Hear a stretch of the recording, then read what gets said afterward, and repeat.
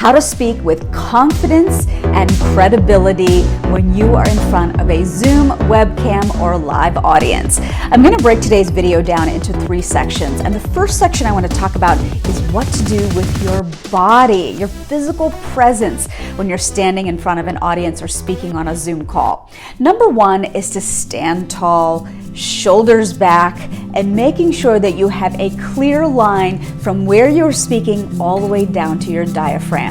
Your diaphragm, and when you pull breath from there, is really going to make your voice quality so much deeper. What we tend to do as human beings is usually pull all of our air from our chest area, and if you think about it, that's a more shallow area for you to be pulling air. The quickest way for you to see the difference is to use your nose. Shut your mouth, use your nose, and pull air from your diaphragm, and then pull air just from your chest area. You'll notice how much more shallow it is, and it changes the tone and timbre of your voice. Now, the second thing that I want to share with you is eye contact. Eye contact is the window to a person's soul. And so how much eye contact you give, or if you don't give it at all, that's going to shape how much credibility and confidence that you have. So practice holding the gaze of each person on a Zoom call for anywhere between 3 to 5 seconds. 3 to 5 seconds also works when you're in a live situation, but keep in mind that anything over 5 seconds, that gets a little bit creepy, so you don't want to do that. The bonus tip that I want to offer here today is to make sure that your computer or your webcam is at eye level with where you are speaking. I like to take a bunch of coffee table books and shove them underneath and get that computer right at eye level with my eye line. I also think that sometimes it's hard to just look at a webcam when you're presenting, but we know that eye contact is so critical. Take a photo of somebody and paste it next to that webcam, so that's where your eyes are going to be trained. So that's the body section. Now let's move to the content section of how you gain confidence and credibility when you're doing public speaking. The default that I see a lot of folks do is to pepper their talks with a ton of filler words. You know, let me tell you, these are all filler words, and they're really just generated because of the fact that you're nervous. You don't have to be nervous. In fact, I would actually challenge you to leverage the power of the pause. If you go off track, if you find that your mind is wandering or you've lost your train of thought, pause, gather your thoughts, and come back. This is actually more arresting for the audience because they're used to hearing people talking. And when there's dead silence, they don't know what to do with it. All of a sudden, they want to look up. They want to understand what's going on. So leverage the power of the pause and avoid using filler words. This is going to take a little bit of practice.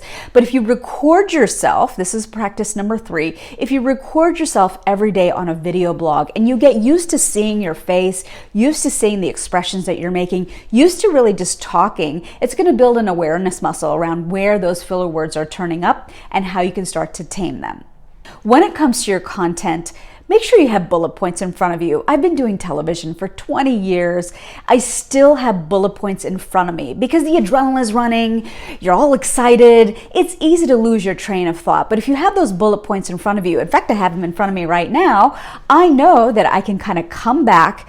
All I have to do is look at one word, a key word, and it rejiggers my thought and where I want to go with the next piece of this conversation.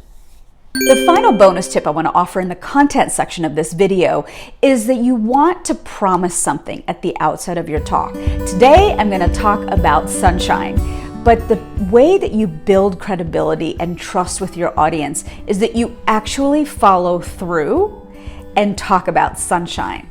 I see a lot of women and a lot of men too, where they share a lot of micro stories. They're telling you about their dog or their cat or something else, and you've lost your audience. You've lost the room because you didn't follow through with the trust factor and deliver on what it is that you said that you were going to do. So make sure that you really think about the takeaway for your talk, and then you work backwards from there. What do I want this audience to take away today from what I am presenting? Here's the bonus tip for the entire video. We all know that so much about powerful, confident, and credible public speaking is also about your ability to listen. So when you are speaking, of course, the body posture is such that you want to be tall, shoulders back, pulling air from your diaphragm. But here's the tip that I learned from Cara Hale Alter. She wrote a book called The Credibility Code. And in that, she says that if you want to build credibility with an audience and you are listening, if you are listening, Curve your spine forward so it looks like you're engaged with what the person is saying.